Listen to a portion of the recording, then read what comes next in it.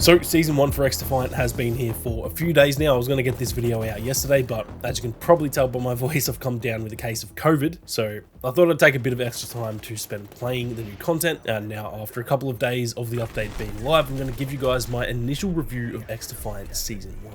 Now I usually start off with the pros and then go into the cons, but realistically there's only a few cons that I have, so I thought I'd kind of get those out of the way first. Unfortunately, one of the bigger cons of this update is that the game is essentially bugged on PS5, where the 60 FPS mode essentially will not work. However, it kind of works for the majority of the game until you actually do essentially any action, for example shooting or jumping or anything like that, and then it will drop down to what feels like about 20 frames a second. And that is obviously a pretty big issue when it comes to a chaotic, fast-paced shooter like this. It might sound a little bit of an exaggeration, but the game was borderline unplayable on some maps. Some maps it was kind of just noticeable, but it was fine. But there were definitely a few games there where I thought, I actually cannot play this. I'd run around, everything was fine, and then as soon as I got into a gunfight, my frames would drop. That then kind of throws your aim off because you're used to the screen moving at a certain pace, and your aim just goes all over the place and you essentially die. So it was genuinely borderline unplayable. They have then since released another like hotfix overnight, which seems to have made it a little bit better, but it is still honestly borderline unplayable at times on the PS5. So that is obviously a big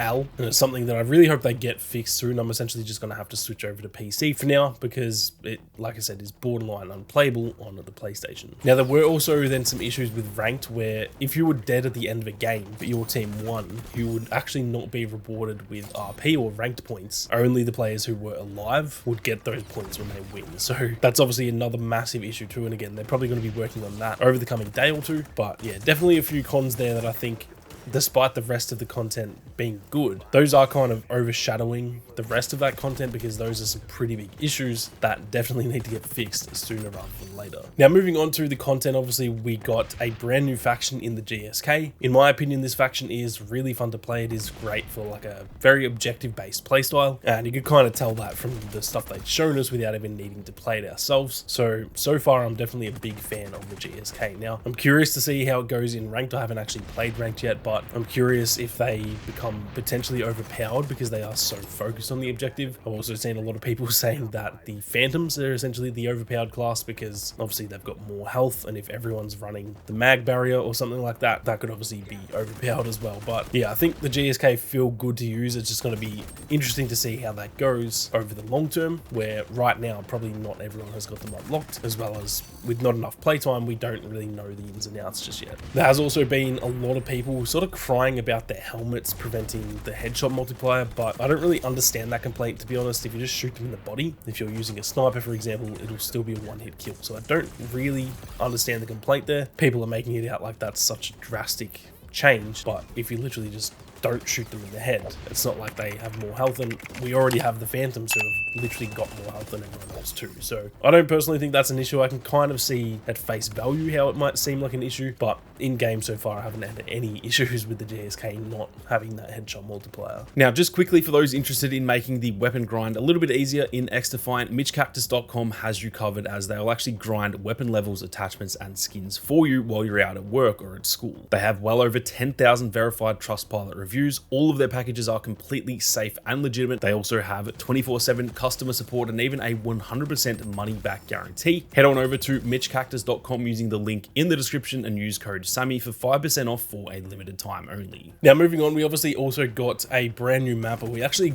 technically got two new maps, which I don't think we were meant to get. I could be wrong on that, but I'm pretty sure they said that we'd be getting a map per month when they first sort of announced Season 1. So I don't know if they've done that on purpose. Please do leave a comment down below and let me know. I haven't really seen anyone talking about it, but Rockefeller is in the game right now, and I thought that was not meant to be the case. So technically we got two new maps. Now firstly, in terms of Clubhouse, this might be a hot take, I'm not too sure, but I'm actually not the biggest fan of it. I don't dislike it, I don't think it's like a bad map, but it just kind of has a weird layout, and it feels like there's kind of just people in every single direction. It feels like it doesn't really have a good flow when it comes to the team-based mode. So like I said, I don't dislike it, but I also don't love it. I also really am not the biggest fan of the look of the map either. It is a little bit like like boring looking, but this is after only a couple of days of playtime. After a while, it is pretty common that these sorts of maps can obviously grow on you. So we'll see how that goes over the next few weeks, but as of right now, it is definitely not my favorite map in the game anyway. As for Rockefeller, like I said, for some reason this seems to have been added. I'm actually still yet to get a game on it, so I can't really judge this map, but from what I've seen of it, it does look like a lot of fun. A very chaotic and small map, which is always good fun in an arcade shooter like this. Now, we then also got some new weapons, and obviously because they are unlocked through the battle pass, I haven't actually really used all of them yet. I have used the LVOAC just to get my hands on this early. I actually bought one of the skins in the store for it, which means you unlock it straight away. So I have been using that essentially every single game that I've played to try and level it up. Now,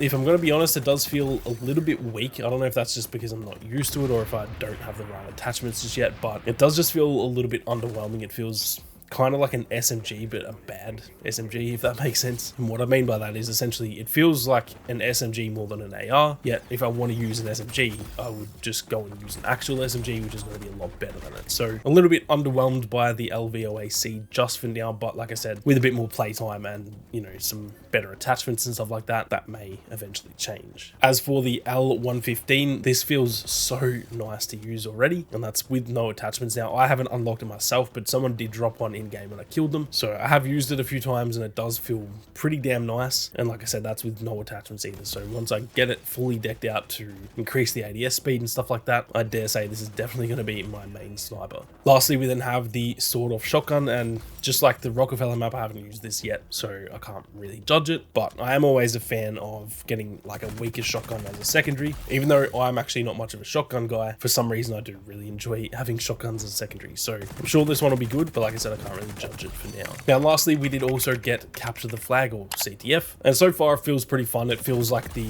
typical like OG shooter type of game mode. I haven't really played many shooters lately that have CTF in them outside of probably Halo Infinite, so it is fun to have CTF back. I will say some of the flag positioning on a few maps is a little bit odd in my opinion. Kind of feels like they're not really using certain areas of the map when they sort of should be, but that doesn't necessarily make it worse. It just kind of makes it feel like there are certain maps, usually probably the bigger maps, where it just feels like being on the outskirts is just kind of pointless. And even though those are the safer areas to run if you do have the flag, because of the layout, it feels like they take way longer than they should to actually get back to your own flag. So definitely not the biggest fan of some of those positions, but for the most part, it feels pretty good. And overall, the mode does feel like a lot of fun. But that is it for my initial review of Season 1, guys. I'm keen to hear all of your thoughts, so be sure to leave them down in the comment section. And despite being a little bit under the weather, keep your eyes peeled because there is so much content coming out over the next few days. I may be sick, but the content grind does not stop. So keep your eyes peeled for that. Plenty of guides and stuff like that on the way, covering all of the new content. But with that being said, thank you all very much for watching. You guys have a great day, and I'll see you all out there in the arena.